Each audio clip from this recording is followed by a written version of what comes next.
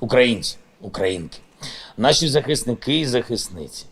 Завершується 58-й день нашої оборони. Завершується у Страсну п'ятницю. Один з найскорботніших днів року для християн. День, коли смерть, здається, перемогла, але ми надіємося на Воскресіння. Ми віримо у перемогу життя над смертю. І ми молимося, щоб смерть програла. В цьому році, у час повномасштабної війни Росії проти нашої держави, ці слова мають для нас особливе значення. Росія принесла в Україну смерть.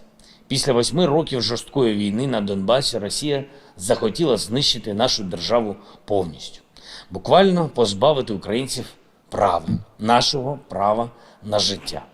Але якими б не були жорстокими битви, у смерті немає шансів перемогти життя.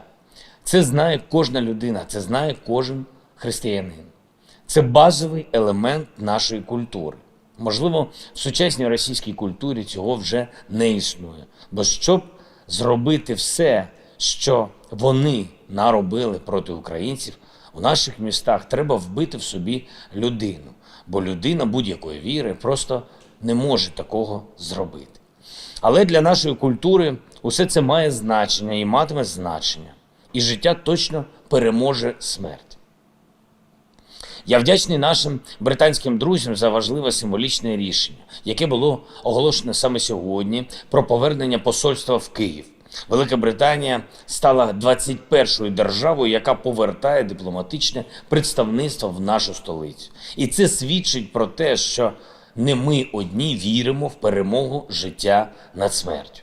Сьогодні з посиланням на російських військових була розповсюджена новина про те, що начебто їхнім завданням зараз є встановлення контролю над півднем України і вихід до кордону Молдови. І нібито там у Молдові порушуються права російськомовних. Хоча, якщо бути чесним, то територія, на якій Росії варто би попіклуватись про права російськомовних, це сама Росія. Де немає свободи слова, немає свободи вибору, просто не існує права на іншу думку, де процвітає бідність і де людське життя нічого не варте. Аж настільки, що вони їдуть до нас, їдуть на війну, щоб вкрасти собі хоч щось, що нагадує нормальне життя. Знаєте, як раніше говорили про найбільшу мрію – побачити Париж і померти. А від їхньої поведінки тепер просто шок, бо їхня мрія тепер вкрасти унітаз та померти. Що ж, це тільки підтверджує те, що я вже неодноразово говорив, російське вторгнення в Україну передбачалося тільки як початок. А далі вони хочуть захопити інші країни. Звісно, ми будемо захищати стільки, скільки потрібно, щоб зламати цю амбіцію Російської Федерації. Але усі народи, які так само, як і ми, вірять у перемогу життя над смертю, мають боротися разом із нами, мають допомагати нам, оскільки саме ми стали першими на цьому шляху. А хто далі? Якщо той, хто може опинитись далі, хоче залишитись сьогодні нейтральним, щоб не втратити щось, то це найбільш ризикована ставка насправді, бо ви втратите все.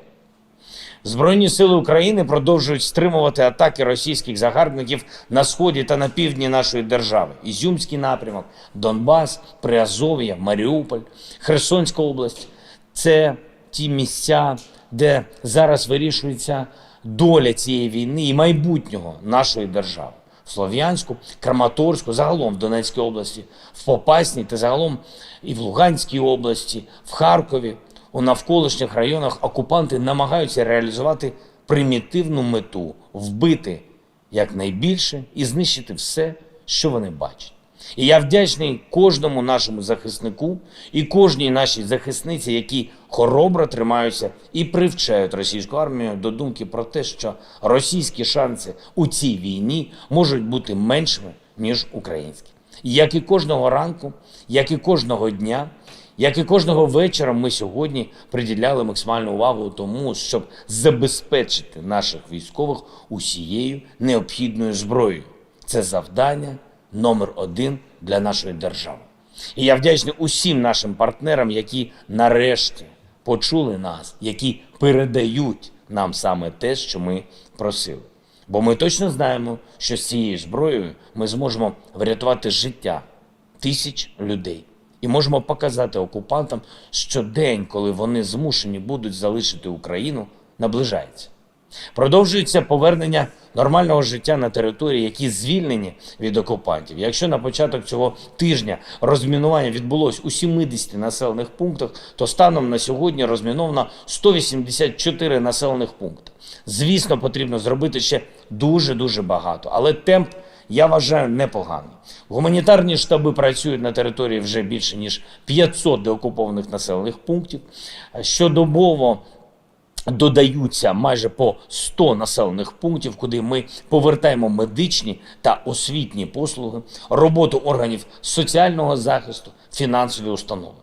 У доволі швидкому темпі відновлюємо транспортне сполучення, плюс 96 населених пунктів за добу, куди повернули автомобільне сполучення, плюс 183 населених пункти, куди повернули роботу АЗС, плюс 90 населених пунктів, куди повернули ми електрику, повертаємо водопостачання, забезпечення газом, забезпечення зв'язком. Повернення України у міста та громади означає в повному сенсі цих слів повернення життя. Вірю, що таке повернення відбудеться і на півдні нашої держави, і на сході України. В усіх районах, куди під прапором Росії занесли деградацію, руйнування і смерть. Але це залежить від того, наскільки єдиними ми всі будемо у протидії російському вторгненню. Ще раз наголошую, за будь-якої можливості кожен і кожна мають протистояти окупації, ігноруйте окупантів, не співпрацюйте з ними, не допомагайте їм, знешкоджуйте колаборантів. Збройні сили України блискуче виконують свої завдання. Розвідка, Національна гвардія, тероборона, поліція, прикордонники – всі на 100% працюють на перемогу. Але на перемогу також мають працювати і кожен громадянин в тому, чим він займається, і там, де знаходиться. Якщо ви за кордоном, підтримуйте Україну. Якщо ви займаєтесь звичайною економічною діяльністю, робіть все, щоб Україні було якнайбільше користі. Якщо ви опинились на тимчасово окупованій території, старайтесь. Розумію, складно, але старайтесь зробити окупантам якнайбільше проблем. Збройні сили України – це наш фундамент, але на цьому фундаменті має завжди стояти фортеця з нашої національної єдності. Єдності усіх українців, які борються за життя і проти смерті, проти російської навали. Традиційно ввечері підписав указ про нагородження наших героїв. Державними нагородами відзначені 48 захисників України за мужність в бойових діях, за зразкове виконання військового обов'язку. Вічна слава усім, хто захищає державу. Вічна пам'ять кожному, хто загинув за Україну. Слава Україні!